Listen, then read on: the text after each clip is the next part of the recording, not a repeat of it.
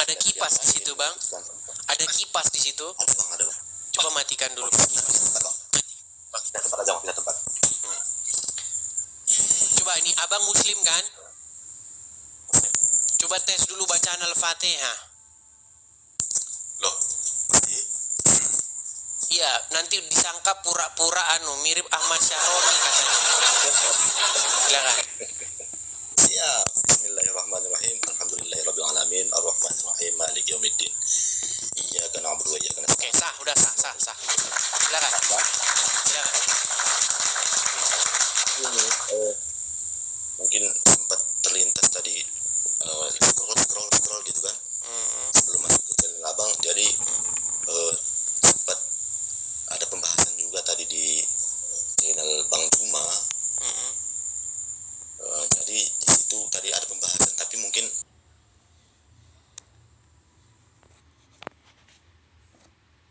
langsung aja ke pertanyaannya gitu kan. Apa ya benar bahwasanya Yesus pernah mengatakan bahwa nanti ada sekelompok golongan orang jahat yang akan meminta pembuktian atau suatu mukjizat terakhir keluar dari alam kubur dalam waktu 3 hari. Bukan begitu. Tidak ada perkataan seperti itu. Jadi itu sudah terjadi. Pada waktu itu ahli-ahli Taurat dan orang-orang Farisi yang memang bebal, mereka itu minta sebuah tanda. Ya. Berikanlah kepada kami sebuah tanda mujizat. Tapi karena memang mereka ini adalah orang bebal, maka Tuhan Yesus berkata, kepadamu tidak akan diberikan tanda kecuali tanda Yunus. Begitu. Ya. Oh, artinya saat itu Yesus masih hidup ya? Ya, itu sudah terjadi. Kalau di hari yang akan datang orang tidak buat lagi tanda, karena kedatangan Tuhan Yesus yang kedua itu sangat berbeda dengan kedatangan Tuhan Yesus yang pertama. Kedatangan Tuhan Yesus yang pertama, Tuhan Yesus melakukan pekerjaan pelayanan. Tetapi kedatangan Tuhan Yesus yang kedua, dia akan menghakimi orang yang hidup dan yang mati. Dia akan datang sebagai raja yang maha kuasa. Dia akan datang untuk memerintah di muka bumi ini untuk selama-lamanya. Dan pemerintahannya tidak akan berkesudahan. Dia akan memerintah dalam satu kerajaan yang kekal sampai selama-lamanya. Seperti itu. Artinya kedatangan yang kedua itu nyata atau gaib gitu? Nyata lah. Tapi kita jangan bahas itu, Bang. Masalahnya percuma kita bahas itu kalau abang masih Islam itu, Bang. Ngapain kita bahas nanti Yesus datang memerintah sebagai raja? Toh Anda tidak mengikuti Tuhan Yesus. Anda tidak menjadikan Yesus sebagai Tuhan. Yang Anda jadikan sebagai Tuhan masih Muhammad. Kan ini, Bang, saya itu membawa pesan. Message-nya Edis TV itu apa sih? Belajar. Coba, Bang. Itu bang. Bang, message-nya, pesannya Edis TV itu apa? Iya, dalam diskusi begini pesan saya itu apa? Pesan saya itu adalah ganti Tuhan. Jangan lagi Muhammad dan Allah Tuhannya.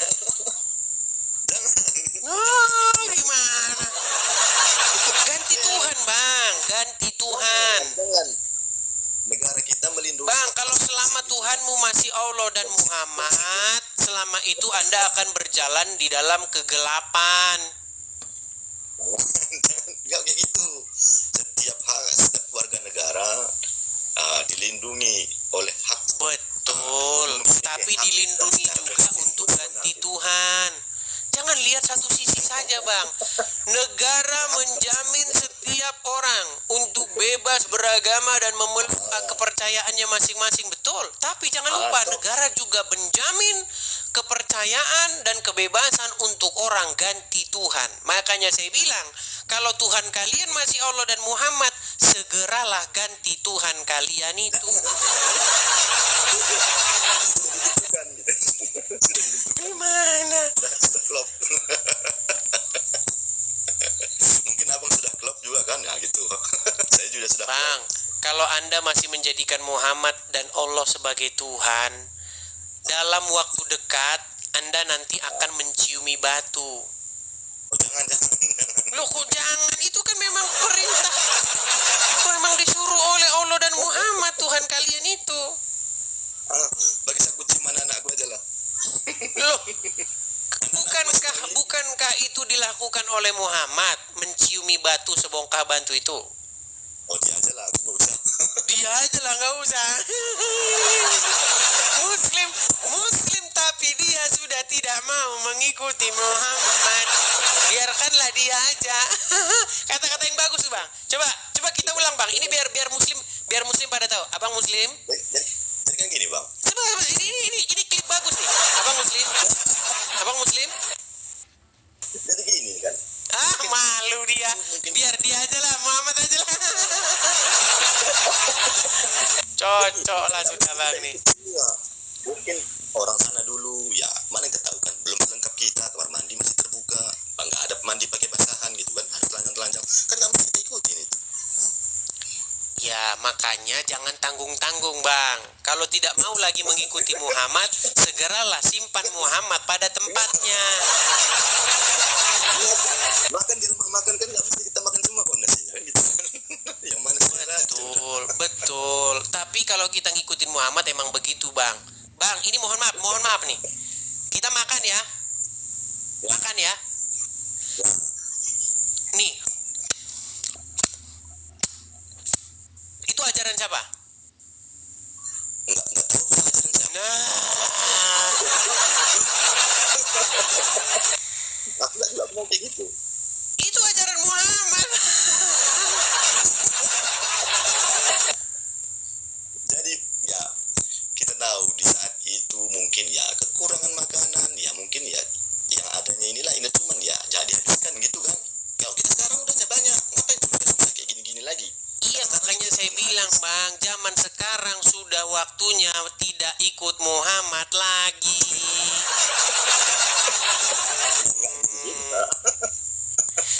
Tapi banyak, Bang, orang tidak tahu itu. Tidak tahu itu. Jadi makanya inilah yang saya utarakan. Puji Tuhan, Abang sudah berkata kepada Muhammad, ya biar dia aja lah yang gitu, saya enggak. Itu satu statement. Itu awal permulaan yang sangat indah, ya. Itu permulaan yang sangat baik, Bang. Itu langkah pertama, tapi akan merubah segala sesuatu. Nah, dalam satu literatur ada juga dikisahkan bahwasanya Yesus juga pernah melarang bayar pajak. Nah, kalau kita bayar Tidak pajak, pernah Yesus melarang bayar pajak. Ini Abang memfitnah lagi. Itulah fitnahan yang dituduhkan kepada Tuhan Yesus. Orang ini melarang supaya orang bayar pajak, itu tuduhan loh. Tuduhan ini. Oke, pada waktu itu kita tahu bahwa pada waktu itu bangsa Israel itu dijajah oleh pemerintahan Roma. Pada waktu itu ahli-ahli Taurat dan orang-orang Farisi itu mengajukan pertanyaan jebakan. Katakanlah kepada kami, apakah kami boleh membayar pajak kepada Kaisar? Ya kan? Lalu apa kata Tuhan Yesus? Bayarlah apa yang menjadi milik nih. Saya kutipkan. Ini pertanyaan bagus nih. Anda fitnah lagi Tuhan Yesus. Sungguh Anda nekat yang nyata. Sama seperti tuduhannya ahli-ahli Taurat dan orang-orang Farisi. Perhatikan ya. diskusi ini. Nih. Masalah mengenai apakah kita boleh membayar pajak kepada Kaisar. Perhatikan. Matius 22 ya. Kita mulai di Matius 22. Oke. Pasal yang ke-15. Kemudian pergilah orang-orang Farisi, mereka berunding bagaimana mereka dapat menjerat Yesus dengan suatu pertanyaan. Mereka menyuruh murid-murid mereka bersama-sama orang-orang Herodian bertanya kepadanya, "Guru, kami tahu bahwa engkau adalah seorang yang jujur dan dengan jujur mengajarkan jalan Allah, dan engkau tidak takut kepada siapapun juga, sebab engkau tidak mencari muka. Katakanlah kepada kami pendapatmu, apakah diperbolehkan membayar pajak kepada Kaisar atau tidak?" Tapi Yesus mengetahui kejahatan hati mereka itu, lalu berkata, "Mengapa kamu mencobai aku, hai orang-orang munafik? Tunjukkanlah kepadaku mata uang untuk pajak itu." Mereka membawa 1 dinar kepadanya. Maka ia bertanya kepada mereka, "Gambar dan tulisan siapakah ini?" Jawab mereka, "Gambar dan tulisan Kaisar."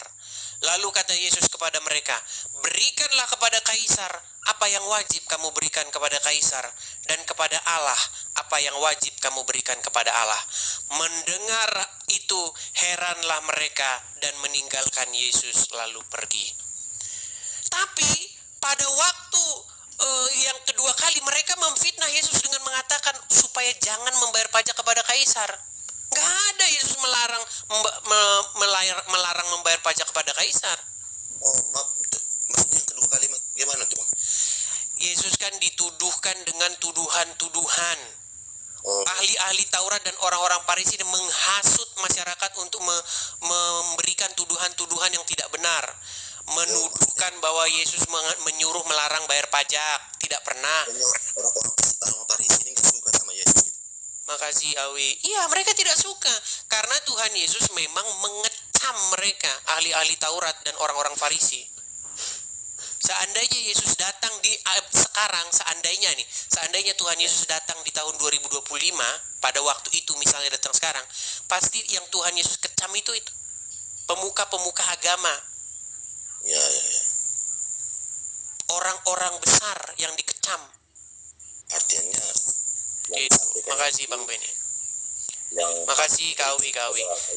Berikanlah gitu. Iya. Jadi apa yang menjadi haknya Kaisar, berikanlah kepada Kaisar.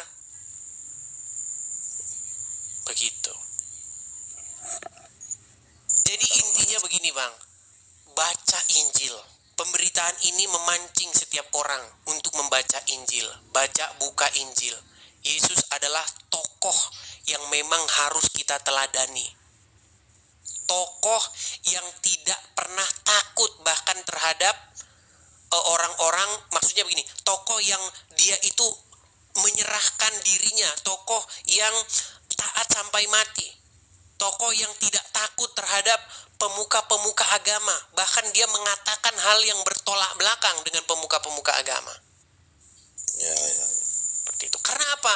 Karena memang sebenarnya kita ini kalau bicara Bible, kita ini berbicara mengenai saya katakan roti lah ya, roti dalam tanda kutip, roti yang diperebutkan oleh kaum Lewi.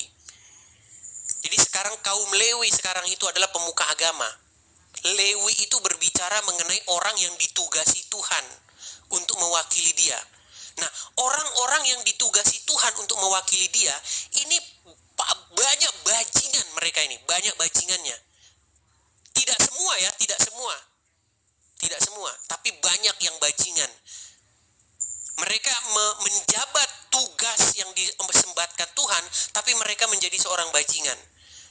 Mereka memakan harta jemaat. Mereka menyelewengkan uang jemaat, uang Tuhan itu mereka selewengkan. Begitu. Mereka memperkaya diri mereka seperti itu. Itulah yang terjadi oleh para pemuka-pemuka agama. Ya. Seperti itu. Oke Bang, terima kasih Bang penjelasannya Bang. Oke.